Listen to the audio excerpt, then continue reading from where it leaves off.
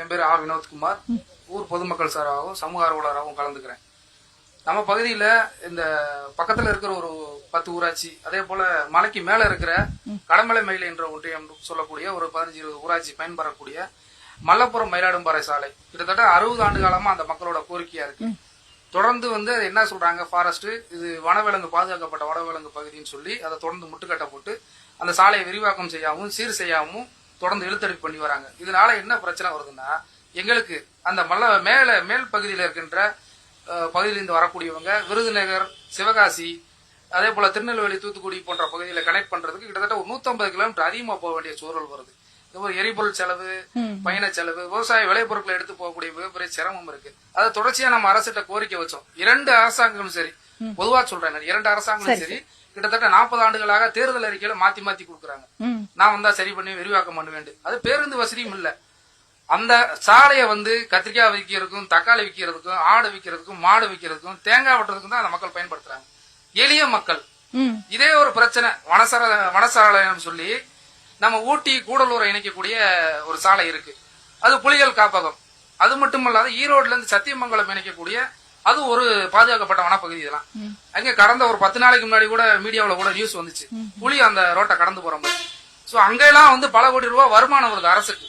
So அதனால அந்த சாலைக்கு முக்கியத்துவம் கொடுக்கறாங்க. ஏன் இந்த சாலைக்கு முக்கியத்துவம் கொடுக்க மாட்டேன்றாங்க? சாலை இல்லாதனால எங்களை வருமானம் இல்ல, பொருளாதாரம் இல்ல, எல்லாமே இல்ல. கிராமங்கள்ல பொருளாதாரம் இல்லாதனால எல்லாம் ஊரை விட்டு போகக்கூடிய ஒரு சூழல் இருக்கு. அது மட்டுமல்லாத 500க்கும் மேற்பட்ட பள்ளி குழந்தைகள் அந்த பாதையை பயன்படுத்துறாங்க. அது மிகப்பெரிய நெருக்கடி. தமிழ்நாட்டில் இருக்கிற உச்சபட்ச அதிகாரத்தில் இருக்கிற முதலமைச்சர்கிட்ட இது தொடர்பான கோரிக்கை வச்சோம். கிராம சபை கூட்டங்கள்ல அதை பயன்படுத்தக்கூடிய 15க்கும் மேற்பட்ட ஊராட்சிகள்ல தீர்மானமா போட்டு அனுப்பிச்சிருக்கோம். இது ஒரு முக்கியமான கோரிக்கை. இன்னொரு கோரிக்கையும் அந்த பகுதியில் இருக்கு. இது ராமநாதபுரம் மாவட்டம் கேள்விப்பட்டிருக்கு, ரொம்ப வறட்சியான பகுதி. மதுரை மாவட்டத்துல மிக வறட்சியான பகுதிகளில் சேடவிட்டுன்னு தான் சொல்லுவாங்க. எங்க ஒரு நீர் ஊற்றுகளோ, தண்ணி வரத்தோ, வைகை அணை பாசனம் எதுவுமே கிடையாது. அங்க பாத்தீங்கன்னா நம்ம மதுரை மாவட்டம் சதுரகிரியில உற்பத்தி ஆகின்ற யானக்கசம் அருவி மதுரை மாவட்டத்தில் உற்பத்தி ஆகி மதுரை மாவட்டம் வனசரகம், சாப்டூர் வனசரகத்தில் உற்பத்தி ஆகி தேனி மாவட்டத்தில் போய் கலக்குது. சோ அங்கிருந்து ஒரு 5 கிலோமீட்டர் ஐயனார் கோயில் அணைன்னு சொல்லி ஒண்ணு இருக்கு. இப்ப கட்டி வேலை நடந்துகிட்டு இருக்கு. ஒரு 5 கிலோமீட்டர் தான் வரும். ஒரு செக் டேம் கட்டி 2 மாவட்ட மக்களும் தண்ணியை பருந்து கொடுக்கணும். சோ இந்த பகுதியோட முக்கியமான கோரிக்கை. உங்களோட கோரிக்கை பெறப்பட்டது. கிராம சபை கூட்டங்கள்ல பேசி உங்களுக்கு சேடவட்டி ஒன்றியம் மல்லபுரம் ஊராட்சி, சேடவட்டி ஒன்றியத்திலேயே பெரிய ஊராட்சி, 9 கிராமங்களை உள்ளடக்கிய அந்த ஊராட்சி. அந்த ஊராட்சியில் இப்படி கிராம சபை கூட்டம் ஆண்டுக்கு 4 முறை நடத்துவது வழக்கம். ஆனா இப்போ 6 முறை நடத்துறதுன்னு சொல்லி சொல்றாங்க. அந்த 4 முறை நடக்கக்கூடிய அந்த கிராம சபை கூட்டத்துல முறையா நடத்துறதே கிடையாது. எல்லாருமே வருவாங்க, உட்கார்ந்து இருப்பாங்க, டீ காப்பியை கொடுத்துட்டு கலையை சொல்லி அந்த செயலாளர் கலைச்சு விட்டுருவாரு. என்ன பேசுறாலும் கிராம சபை கூட்டத்துல தீர்மான நோட்டில் பதிவு பண்றது இல்ல. தீர்மான பதிவு பண்ணா தானே கலெக்டர் கொண்டு போய் கொடுக்க போறாங்க, கிடையாது. அவங்க விருப்பத்துக்கு பதிவு பண்ணி எதையோ கொண்டு போய் கொடுத்துட்டு நிதியை வாங்கிட்டு வந்து அவங்க விருப்பத்துக்கு செலவு பண்ணிக்கிறாங்க. இதுதான் நடைமுறையில கிராம சபை கூட்டத்துல இருக்கு. இன்னொன்னு கேட்டீங்கன்னா, அந்த பகுதியில் இருக்க பொறுத்த வரைக்கும் 10 ஆண்டுகள் 15 ஆண்டுகளா நான் சூளப்புரம் ஊராட்சியில இருந்து வந்திருக்கேன். என் பெயர் வளர்பதி. நான் ஒரு சமூக ஆர்வலர்.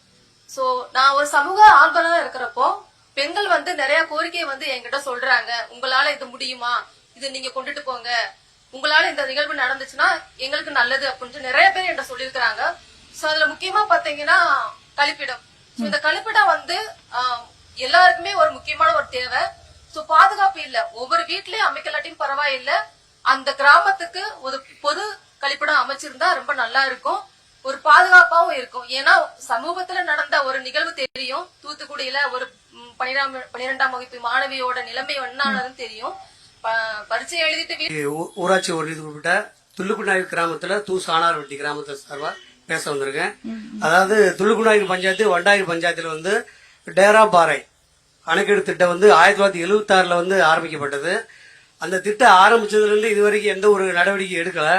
அதுல பாத்தீங்கன்னா சதுரகிரி மேற்கு தொடர்ச்சி மலை அடிவாரத்துல ஒரு 4 நீர்வரத்து இருக்கு. கோட்டமலை ஆறு, ஏத்துக்குமா ஆறு, கன்னிமார் கோவில் ஆறு, இந்த கோயில் அந்த பீனாத்தி ஆறுன்னு ஒரு ஆறு இருக்கு. இந்த ஆறுலாம் இணைச்சு அந்த ஒரு டேம் கட்டிட்டா அந்த ஏரியால குடிநீர் தட்டுப்பாடு எதுவும் வராது. இதை வந்து நம்ம அரசுக்கு வந்து பெரிய கோரிக்கையா வைக்கிறோம். ஏன்னா அந்த திட்டம் என்னாச்சுன்னே வந்து இது வரைக்கும் தெரியல. இந்த திட்டத்தை வந்து செயல்படுத்தாலும் என்ன ஆகுதுன்னா அந்த ஏரியாவில் வந்து காலவாசல் வந்து அதிகமா போடப்பட்டு மண்வளம் வந்து பாதிக்கப்படுது, நீர்வரத்து நிலத்தடி நீர் வந்து பாதிக்கப்படுது. இதை வந்து சரி செஞ்சா கொஞ்சம் நல்லா இருக்கும். இதை வந்து அரசுக்குன்னு ஒரு கோரிக்கையா வைக்கிறோம். நன்றி சார். உங்களோட கோரிக்கை நிச்சயமா நியூஸ் தமிழோட இந்த கிராம சபை நிகழ்ச்சி நிறைவேற்றும்.